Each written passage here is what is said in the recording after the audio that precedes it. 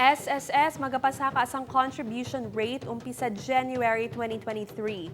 Pila ka mga miyembro sini magkatuhay ang reaksyon. Ini gitutukan ni Zen Kilantang.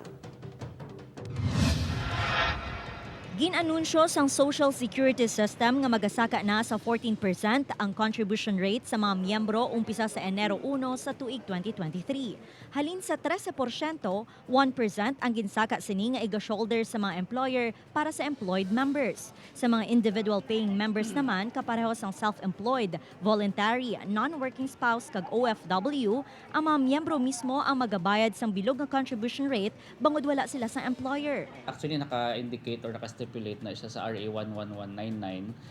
Just a brief background, kay gin-amend ang RA 8282, naging RA 11199 na siya. So, tawag na natin Social Security Act of 2018. Naka-indicate na nga there will be a series of tranches starting 2019 every 2 years. So, ang next natin nga increase will be next year. That's an additional 1%. And for the employed nato nga mga members, ang ilang nga increase will be shouldered by the employer nga side. Pabor naman ang OFW nga si Russell bangod para sa ulihi, dako pa man kuno nga pension ang iya mabaton. Makabintahagid mami sa ulihi bala may ara nga pala abuton. Especially abroad ako, syempre sa ulihi magpuli ako sa Pilipinas, wala ako sang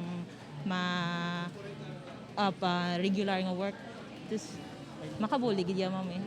Pareho naman ang sentimiento ni Job nga isa ka call center agent, iniagud madugangan pa ang ila benepisyo sa pagpataas ng contribution rate. In the future bala para manaasang imo nga makabenepisyo gid sa imo. Samtang si Arlene nga voluntary member nagaalang-alang naman sa kontribusyon, ilabi pa nga kamahal na sa mga balaklon. Do medyo sakit man sa bulsa. Syempre damo man tadaan garastuan, kay dason syempre gisaraka pagid bala ang mga presyo subong sa baligya. So grabe, do ka gid ba lang nga nagsaka pagid sa amo na kadako.